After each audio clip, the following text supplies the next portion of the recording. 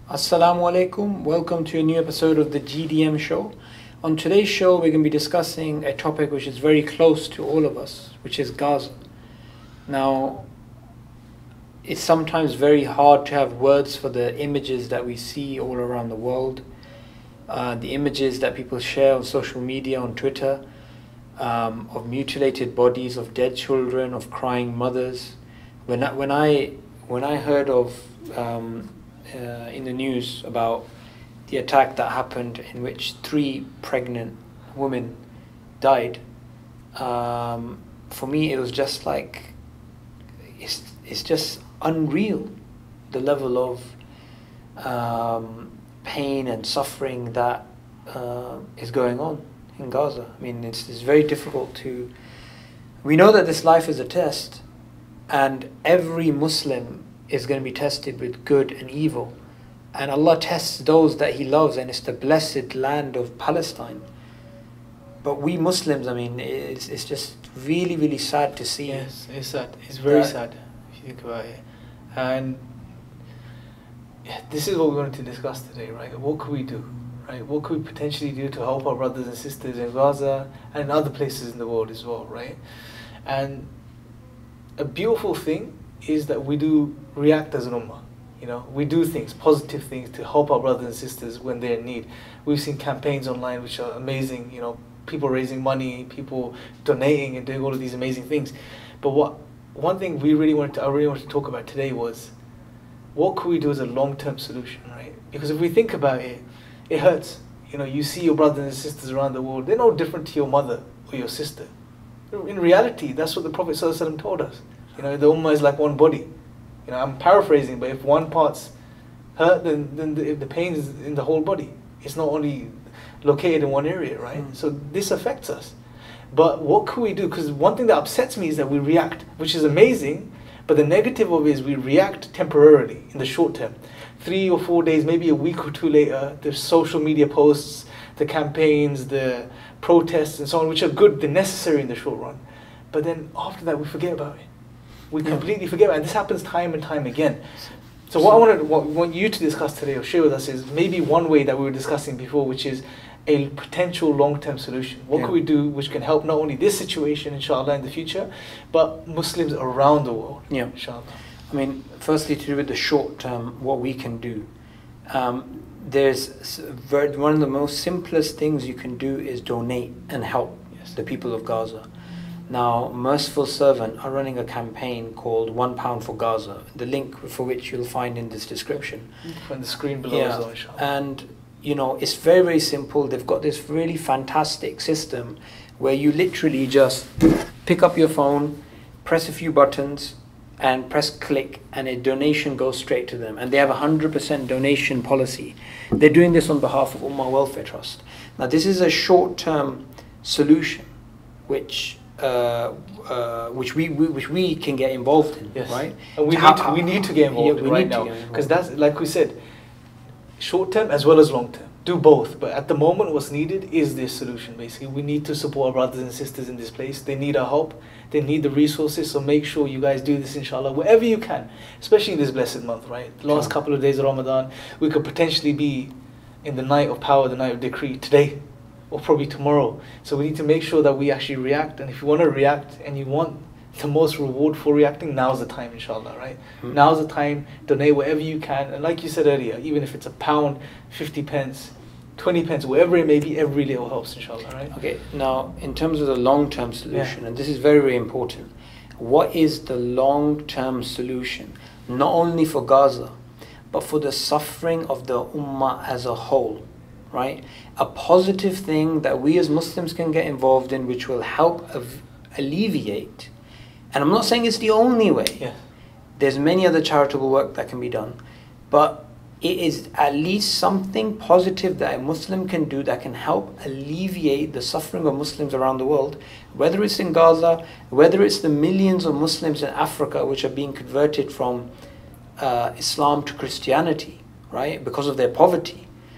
And we have to keep in mind is, look, when a Muslim dies, inshallah they go to paradise. But when a Muslim child who's so poor that his parents send him to a Christian school and then the Christians convert into Christianity and he dies believing that Allah has a son, is that person going paradise? No. We also have to keep in mind the Ummah is suffering in Africa too, in Sierra Leone, where, like my friend John was telling me, that only 20, 30 years ago, 50% of the country, I mean now it's 50% Muslim, before it was almost 100% Muslim, right? So the long-term solution to Gaza, to a lot of other suffering that is happening around the world, is Dawah. Yeah. Now someone may think, what's the link between Dawah and the Muslims in Gaza and the Muslims in Central Africa and the Muslims in so many other parts of the world? And it's very, very simple. If the non-Muslims knew and understood Islam and they had this feeling of solidarity with the Muslim community, it would be very, very difficult for governments around the world to take action against Muslims. Because then, as some state media and some other media outlets, when they're continuously trying to pump out Muslims are terrorists, then it's very easy for governments to attack and kill them, because then they're seen as subhuman, they're seen as a threat. But when we are involved in dawah and when we're involved in something positive and we're showing people that, look, we are a nation that calls to good, that believes in good, and that does this because we believe in Allah, and they see us as their friends, not as their enemies, then you'll see 10, 15, 20 times more non-Muslims attending pro-Palestinian rallies, attending all these sort of anti-war movements around the world. That would be very difficult for governments to take this sort of action. And just to give people a glimmer of hope, when the Vietnam War took place and you had so many Americans who came up and were against the Vietnam War, there was a big pressure on the government. Yeah. That's the same thing that we want to do. Just look at our history. SubhanAllah, Muslims, they were seen as liberators for other communities in history. I mean, Jewish historians have written, you can read their works now, for example, I think Zayn Zohar, he states, that when they saw the Muslims coming into their lands, they saw them as liberators against the persecution that they were going through, right? And so we've gone from a community that was seen as liberators, seen as something positive for the world. By the non-Muslims. By the non-Muslims. We not only were they seen this way or spoke in a particular way, it was about action as well. They facilitated for this convivencia between Muslims, Christians and Jews in history. Right? And the history is there. They lived together in harmony. They were able to develop everything. Right? Where the rest of Europe was in the Dark Ages, the Muslim world was flourishing. Why? Because the Muslim Islam facilitated for this. But now we're in the situation where the Muslims are suffering around the world, but the world is seeing Muslims as the problem, when that's really not the case. Islam hasn't changed over 1400 years. The same Islam that was there with the Muslims who liberated the world, who brought the world to light, is the same Islam that's with us today. It's not changed. We believe that the word, the Quran, is the verbatim word of Allah subhanahu wa ta'ala. It's unchanging. If this is the case, then what's changed? What's changed is our attitudes, our reaction to the world, the way we treat people, the way we communicate with people, what we do for people, right? We've just become, in some respects, just reactionary. We react, we get angry, we get frustrated, we see the media, look at what they're doing, look at what they're showing. They don't know what they're doing, they don't have to give news. And we get angry and we have this frown on our face, and then we go out into society and we still have this frown on our face. And then people look at us and you know what? This guy's just confirmed what the media was saying. So we need to change as people. And this is what Allah says in the Quran, that He won't change our condition until we change ourselves. Right? What's within ourselves. So this is key. This is very, very important. That yes, short term, donate. Make sure we donate. Make sure we help our brothers and sisters. Inshallah, the link's at the bottom of the screen. But long term solution, dawah is key, is crucial, is linked, and it's a deeper link than we think it is. Right? Because dawah is just not about taking a shahada, or trying to. You don't want to take shahada, get lost. I don't want to talk to you. It's about communicating with people, opening up to people. Building bridges. Yeah, building bridges, being warm, letting people understand who you are. Delivering the message. When you deliver the message encompasses justice. The message encompasses good treatment of your fellow human being. The message encompasses selflessness. That will naturally come across, but we just need to communicate the message. That's it. Sure.